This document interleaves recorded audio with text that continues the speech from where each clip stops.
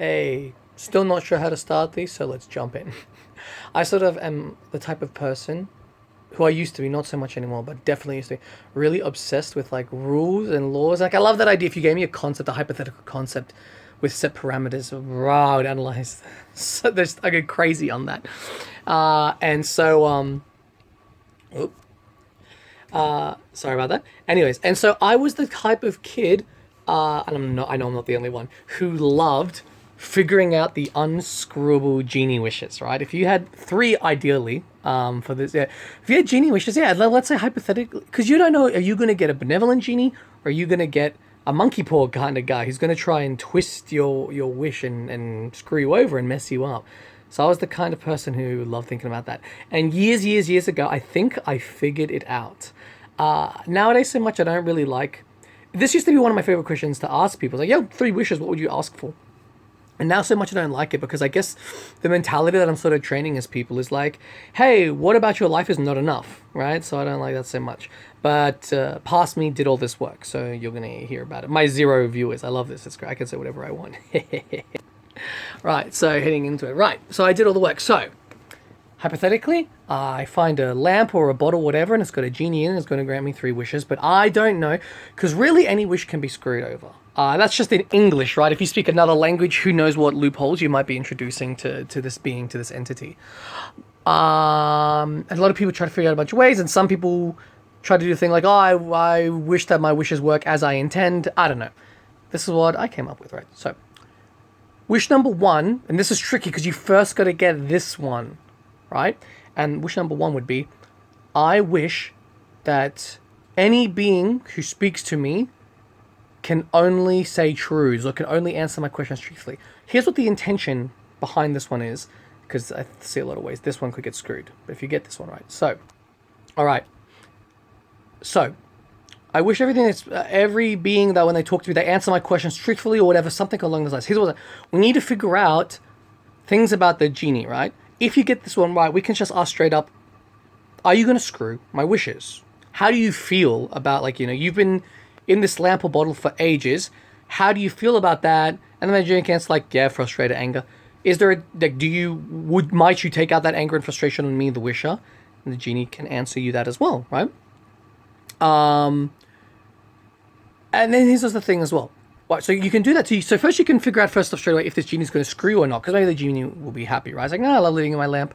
I don't pay rent. I can, so long as I'm in the lamp, I can manifest anything I want. I'm sitting there, I'm chilling on a bunch of comfy cushions, and at the click of my fingers, I can have belly dances, like whatever, like all those things, whatever.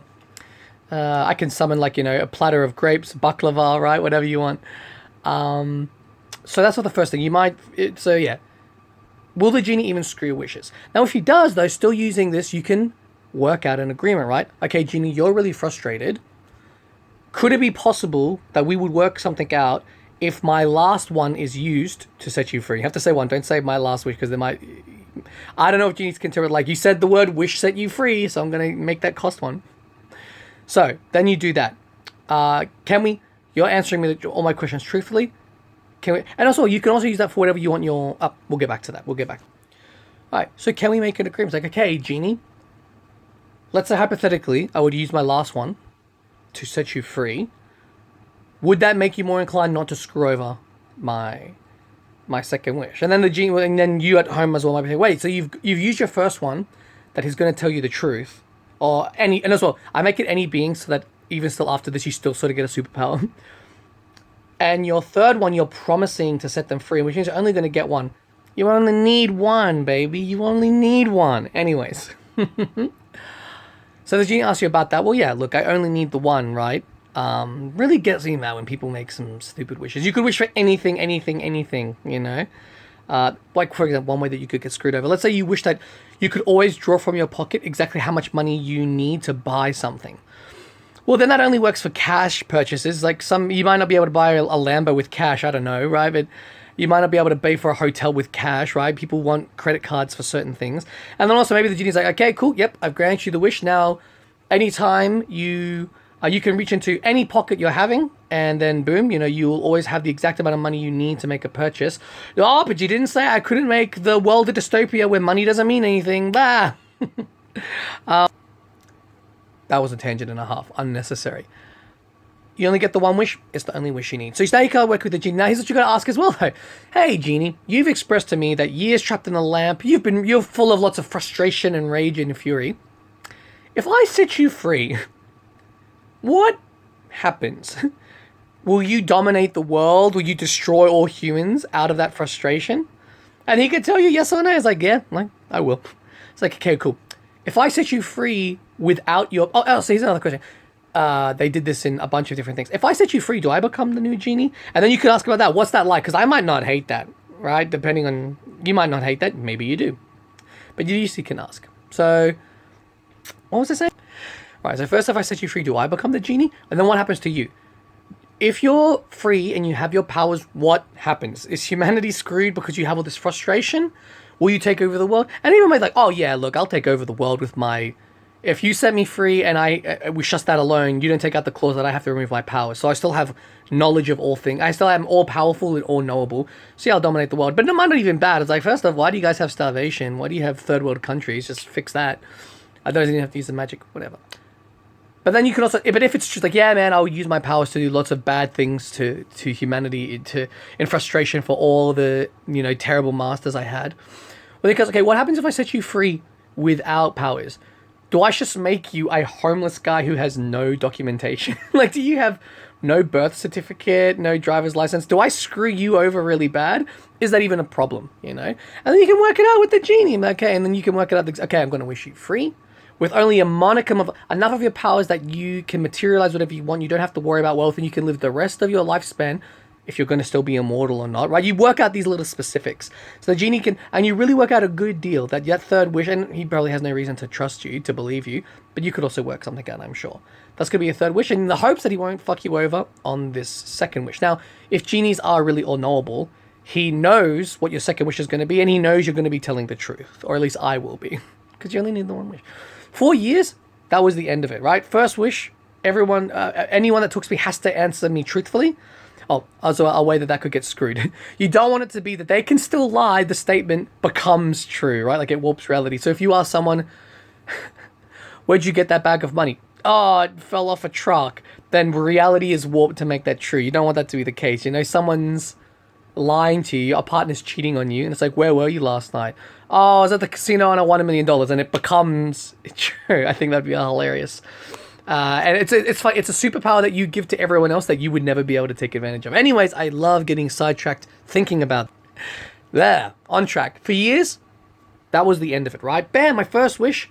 I was able to negotiate things with the genie, and plus I have a superpower now. Everyone has to answer my stuff truthfully, so no one will ever be able to lie to me again. And I'd be a great journalist. I could bring true, truth to the world.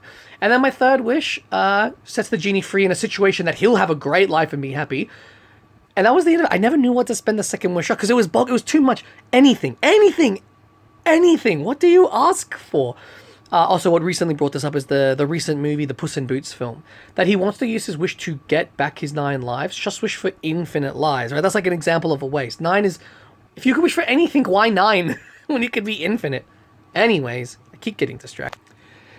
But then one day, so that was just the end of a years. And then that's how I would pose it to people. Like, if you ever have a genie, here is wish 1 and 3, do with whatever 2, and I would just give it in their hands. Do whatever you want with number 2. I never knew what to ask for, and now I think I have potentially, maybe, thanks to Brennan Lee Mulligan from College Humor and Dimension 20. I love that guy so much. He's got a bit where he talks about how he knows everything he wants and you don't have to waste time looking at menus and blah, blah, blah. And in it, it's just a moment. It's so funny. His friends are trying to grill him about he can't possibly have an answer to everything. And that's one of them. 3 wishes, go. And he's just like, what is he like? It's like, second lamp, world's powerful sorcerer, free the first genie. That's it. World's powerful sorcerer. If you make it that you have all the magic, then you can do whatever you want. We don't know what the limitation is. You might say, okay, genie, I wish, because he could still screw your wish over, right? But so, I can't believe I forgot that important part. Using that truthfulness, the first wish, you ask the genie, hey, if I ask for this as my second one, what are the ways you could and would screw it over? So it's used not only to negotiate the terms of the genie's freedom, of the genie's release, that in the hopes of, making him more likely to not screw up your wish. You also use it in the process of figuring out what that wish number 2 is going to be, that you figure out all the loopholes. So in that example, hey, Genie, if I wish to be the world's most powerful sorcerer, what would you do? Like, just with that alone. And then you work out the contract. Well, you want to be the world's most powerful sorcerer, so I would give you the weakest possible magic I could in this world that is without magic except for me, the genie, or whatever. And then I've met that stipulation. You would be the world's most powerful sorcerer, but you'd be able to do nothing more than summon a little flame on your thumb. Little parlor trick. Okay, cool. And then you work it out. What if I wish that I had complete and utter knowledge and mastery of all magics? Cool. I would overload your brain with so much knowledge so quickly you would instantly enter a coma. And the time it would take for your brain to process that you would become conscious, that you would be coherent again, you would be in old age and you would die. Cool. Thank you. And you work it out. I can't believe I forgot that. I should have put that at the beginning. And if I was any good at editing this, I would clip this in there, but whatever. So yeah, that's it. And then you get 2 powers out of that. But yeah. And that was the thing. So I know. So then you got to ask the genie, how hard is magic? If I use my second one to become the world's most powerful sorcerer, like what are the rules? That's the thing as well. I'd ask, what are the rules? Could you, before I make that wish right now, can you coach me through it? Also as well with your first wish. If your first wish is compelled truths, that's also an issue. I mean, it sort of violates people's privacy a little bit.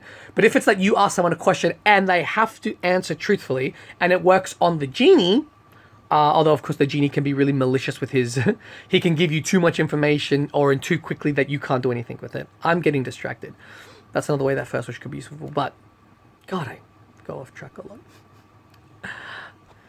But that might be a thing as well before you make the wish. Okay, hey genie, let's right now, you ask it, what are the basic fundamentals of magic? And then so even before you make your wish, you might just spend years asking this genie question so that it doesn't overload your brain. But whatever, you figure out. That's it, okay? First wish, that when you ask people a question, they answer you the truth. It doesn't warp reality to make whatever they said the truth.